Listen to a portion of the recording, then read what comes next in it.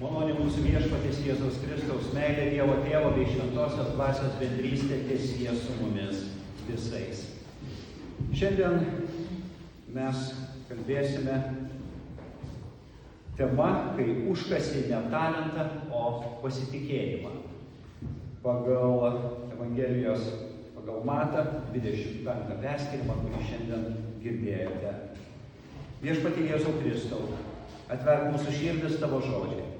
Išlaistyk mus iš baimės, kuri neleidžia tavimi pasitikėti. Parodyk, kad tu esi geras ir gailestingas viešpats. Sustiprink mūsų tikėjimą, kai abejojame. Pakelk mus, kai slepiamės nuo tavęs. Padėk išgirsti ne tik tavo kvietimą, bet ir tavo pažadą. Tegul tavo šventoji dvasia šiandien kalba kiekvieną širdį. Tegul tavo žodis pažadina pasitikėjimą. Tegul jis veda mus į gyvą tikėjimą. Per Jėzų Kristų mūsų viešpatį tariame. Amen. Susėskime.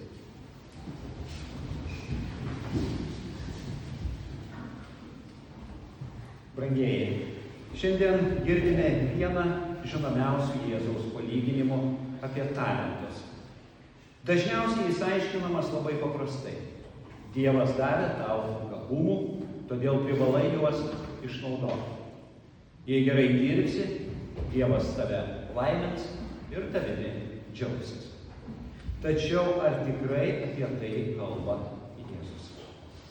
Jeigu tai būtų, šis palyginimas taptų dar vienu sąrašu reikalavimų. Būk produktyvus, būk sėkmingas, pasiek daugiau. Tada Evangelija virstų motyvacijos seminaru. Bet Jėzus kalba giliau. Šio palyginimo esmė nėra nei pinigai, nei talentai. Jo esmė pasitikėjimas. Nes trečiasis tarnas užkasė ne tiek talentą, kiek savo pasitikėjimą šeimininku. Jėzus pradeda tai. Vienam davė 5 talentus, kitam 2, trečiam 1. Kiekvienam pagal jo gabumus. Pastebėkime labai svarbią detalę. Tarnai nieko neužsidirbo. Jie nieko neužsitarnavo. Jie net neatėjo prašydami. Šeimininkas pats davė.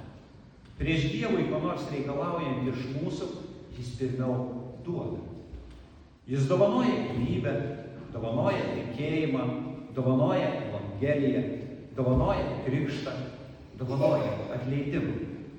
Visa prasideda nuo Dievo malonės. Krikščionis nėra žmogus, kuris pirmiausiai dirba dėl Dievo. Krikščionis yra žmogus, kuris pirmiausiai gyvena iš Dievo dovanų. Pirmieji 2 tarnai iš karto imasi darbą. Kodėl? Ar todėl, kad buvo drąsesni, protingesni, vertesni? Jėzus to nesako. Jis tik parodo jų veiksmus. Jie elgiasi taip, lyg visiškai pasitikėtų savo šeimininku. Jie nebijo rizikuoti, nebijo suklysti, nebijo veikti. Kodėl? Nes žino, kam tarnauja. Kai šeimininkas sugrįžta, jis nesako, puikiai investavai. Jis nesako, puikus finansininkas. Jis sako, gerai, gerasis ir ištikimasis tarne. Jis giria ne pelną, jis giria ištikimybę. Tikėjimas visada gimdo ištikimybę. Ne tam, kad būtume išgelbėti, bet todėl, kad jau pasitikime savo viešpačiu. Ir tada ateina trečiasis. Atrodo, kad jo problema labai maža. Jis nieko nepavogė, nieko neišvaistė, nieko nepralošė. Jis net grąžino viską, ką gavo. Atrodytų pavyzdingas žmogus. Bet Jėzus parodo visai kitą problemą. Tarnas sako, aš žinojau, kad tu kietas žmogus. Štai čia slypi tragedija. Jis galvoja, pažįstantį savo šeimininką. Tačiau iš tikrųjų jo nepažįsta. Visi jo sprendimai kyla iš klaidingo šeimininko paveikslo. Jeigu šeimininkas žiaurus, tai gyvensi baimėje. Jeigu Dievas atrodo tik baudžiantis, tu slėpsies. Jeigu manysi, kad Dievas laukia tik tavo klaidų, bijosi net prie jo artintis. Trečiasis tarnas neprarado talentą. Jis prarado pasitikėjimą. ir todėl nieko nedarė. Argi ne taip dažnai atrodo mūsų tikėjimas? Mes sakome, bijau suklysti, bijau, kad Dievas man neatleis, bijau, kad nesu pakankamai geras, bijau, kad Dievui nusibodo. Kartais net meldžiamės labai mažai. Ne todėl, kad neturime laiko, o todėl, kad širdyje abejojame, ar Dievas tikrai mūsų klauso. Kartais vengiame šventosios vakarienės. Ir ne todėl, kad jos nereikia mums, bet todėl, kad galvojame nesą verti. Kartais nesidalijame Evangeliją. Ne todėl, kad jos gėdytume, o todėl, kad bijome. Visa tai atrodo kaip skirtingos problemos. Tačiau šaknis viena – netikėjimas. Liuteris yra pasakęs, kad didžiausia nuodėmė yra netikėti Dievu. Ne iš netikėjimo išauga visos kitos nuodėmės. Kai nepasitikė Dievu, pradedame pasitikėti savimi, arba pinigais, arba valdžia, arba baime. Kartais galvojame, kad talentas tai gebėjimas vadovauti, valdyti. Tačiau didžiausias talentas, kurį Dievas tau patikėjo, yra pats Kristus. Evangelija, jo atleidimas, jo pažadai, jo malonė. Bet štai pavojus. Galima visą tai užkasti. Ne iš piktumo, o iš baimės. Galima ateiti į bažnyčią, giedoti giesmes, melstis ir vis tiek širdyje gyventi taip, lyg Dievas būtų tik griežtas teisėjas. Tai ir yra užkastas pasitikėjimas. Išoriškai viskas tvarkoje, o viduje baimė. Tačiau Jėzus ne tik papasakoja šį palyginimą, jis pats tapo tuo, apie ką kalba. Ant kryžiaus jis prisiėmė visas mūsų baimes, visą mūsų netikėjimą, visą mūsų nepasitikėjimą. Jis mirė ir už tas akimirkas, kai mes manėme, kad Dievas mūsų nemyli, kai galvojame, kad esame vieni, kai jo bijojame labiau, nei juo tikėjome. Prisikėlęs Kristus parodo tikrąjį tėvo veidą, ne žiaurų, ne kerštingą, neieškantį progos nubausti, bet tėvą, kuris dėl mūsų negailėjo net savo vienatinio sūnaus.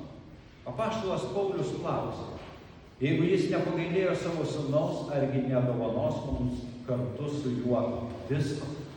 Štai tikras Dievo paveikslas. Ir kai žmogus tai supranta, jo gyvenimas pradeda keistis. Ne iš baimės, iš dėkingumo. Tuomet geri darbai atsiranda natūraliai, o todėl, kad dangus jau padovanotas. Juk gyvas žmogus nekvėpuoja tam, kad taptų gyvas. Jis kvėpuoja todėl, kad jau gyvena. Taip ir krikščionis. Jis nedaro gerų darbų tam, kad pelnytų Dievo meilę ar išsigelbėjimą. Jis juos daro todėl, kad Kristus jau padovanoja jam naują gyvenimą. Geri darbai nėra tikėjimo priežastis. Jie yra gyvo tikėjimo kvėpavimas. Jis tarnauja, atleidžia, aukoja, padeda, myli. Ne tam, kad Dievas jį priimtų, bet todėl, kad Dievas jį jau priėmė Kristuje. Todėl pirmųjų tarnų vaisiai yra ne jų didybės įrodymas, tai jų pasitikėjimo vaisiai. Brangieji, šiandien Jėzus klausia, ne kiek talentų turi, ne kiek pasiekė, net ne kiek padarėjai. Jis klausia, ar pasitiki manimi. Nes ten, kur yra pasitikėjimas, atsiranda ir gyvenimas. Ten atsiranda drąsa, ten atsiranda tarnystė, ten gyvuoja meilė.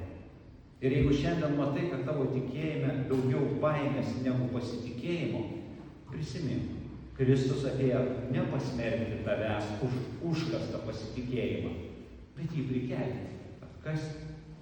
Jis šiandien vėl ateina pas tave savo žodį. Jis vėl ištiesia tau savo malonę.